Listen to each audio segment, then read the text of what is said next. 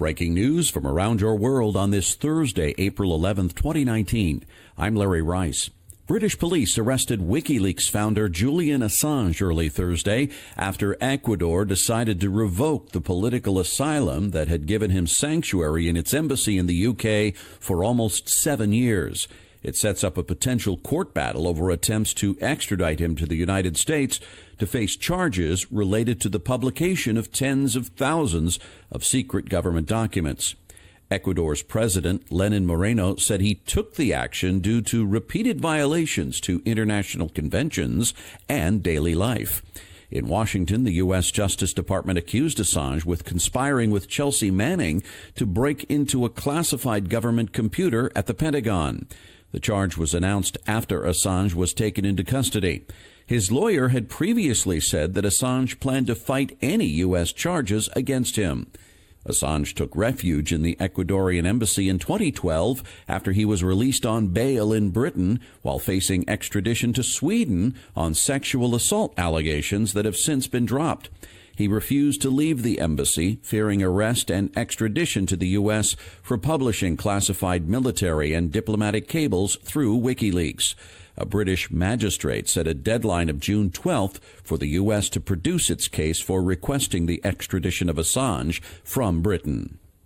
European Union leaders and British Prime Minister Theresa May have agreed to a 6-month extension on Britain's deadline to withdraw from the bloc. EU Council President Donald Tusk made the announcement Wednesday, saying the EU and May agreed on a flexible extension until October 31st. He tweeted, "This means additional 6 months for the UK to find the best possible solution." Tusk said the extension can be ended early if British lawmakers pass a Brexit agreement before October. May traveled to France and Germany this week to negotiate the deals of a possible Brexit extension. The British Parliament has been unable to agree on a deal for Brexit terms, and they faced a Friday deadline to do so, or else the country would face a so-called no-deal Brexit. May wanted to push the deadline back to June, but leave open the possibility of an early exit if her deal can get through Parliament before then. She's tried 3 times to pass a deal through Parliament this year without success. German Chancellor Angela Merkel and Maltese Prime Minister Joseph Muscat both favored the lengthy extension, but French President Emmanuel Macron was opposed.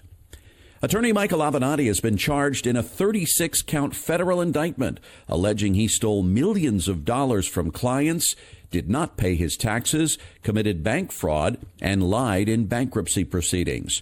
The 48-year-old attorney was indicted late Wednesday by a Southern California grand jury on a raft of additional charges following his arrest last month in New York on 2 related counts and for allegedly trying to shake down Nike for up to $25 million. Avenatti is the attorney best known for representing porn actress Stormy Daniels in lawsuits against President Donald Trump.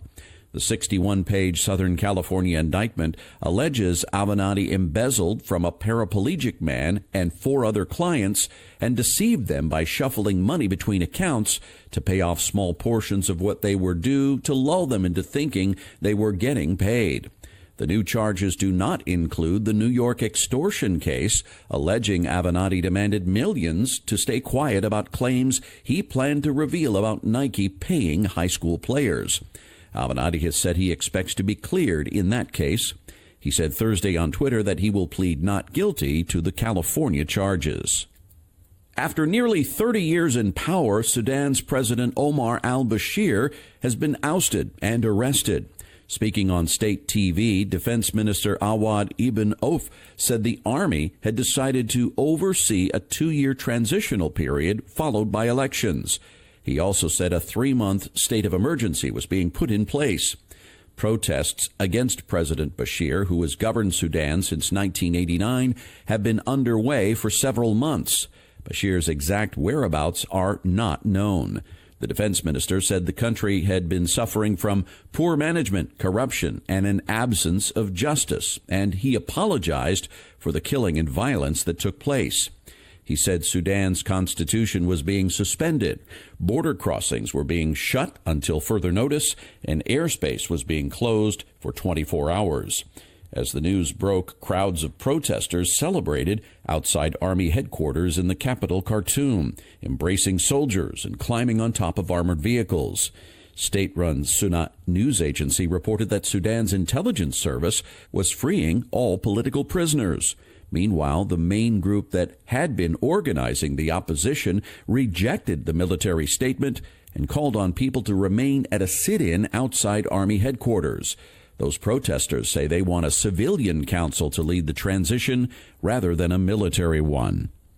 At least 4 people were killed in clashes Thursday on the first day of polling in India's general elections, a 6-week process that's seen as a referendum on Prime Minister Narendra Modi and his Hindu nationalist Bharatiya Janata Party. Voting was taking place Thursday in 18 Indian states and 2 union territories in the first of a 7-phase election staged over 6 weeks. Turnout was estimated at more than 60% of voters. At least 15 electronic voting machines were damaged by some angry voters during the polling in several states. With 900 million of India's 1.3 billion people registered to vote, it is the world's largest democratic exercise. Over the course of the election, 543 seats in India's lower house of parliament, the Lok Sabha, will be decided from 1 million polling stations across India. With Modi as their frontman, the BJP won a clear majority in 2014 elections.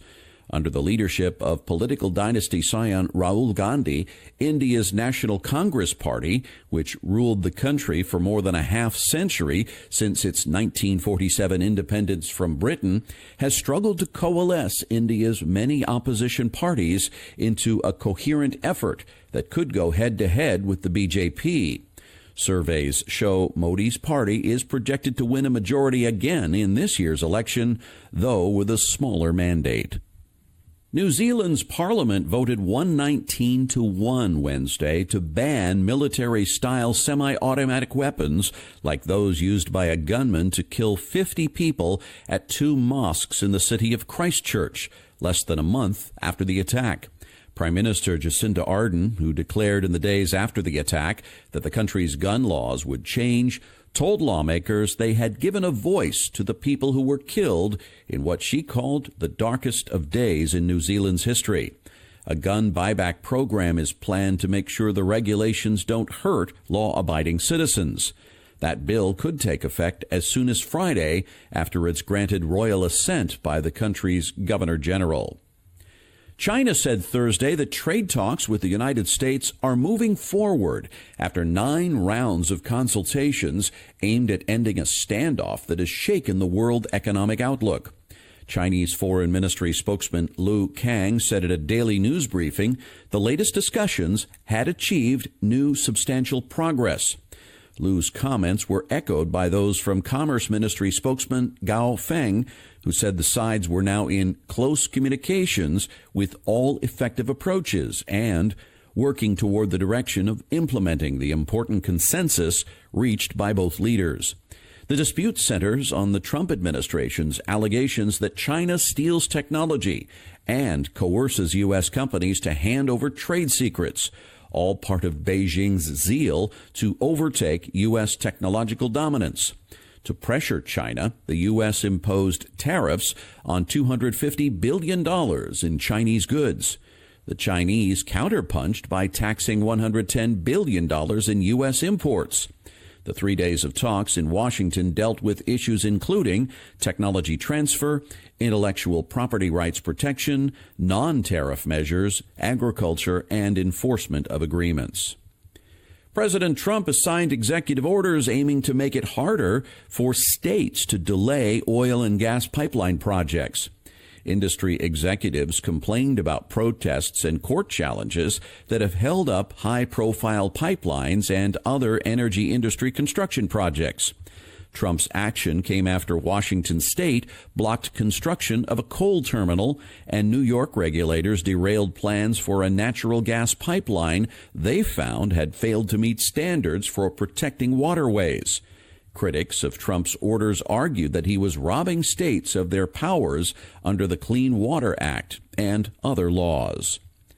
A 29-year-old computer scientist is being praised worldwide for helping develop an algorithm that created the first ever image of a black hole. The National Science Foundation held a press conference to reveal the first ever image to the public. Dr. Katie Bowman led development of a computer program that made the breakthrough image possible. She started developing the algorithm 3 years ago when she was a graduate student at the Massachusetts Institute of Technology, where she led the project.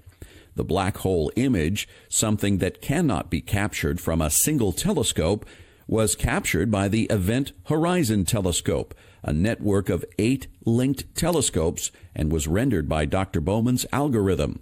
The remarkable image shows a halo of dust and gas 500 million trillion kilometers from Earth. The black hole itself emits no light, but the event horizon around it is visible as a bright halo that is being pulled inward by the black hole's force of gravity. The black hole pictured is from the nearby galaxy dubbed M87.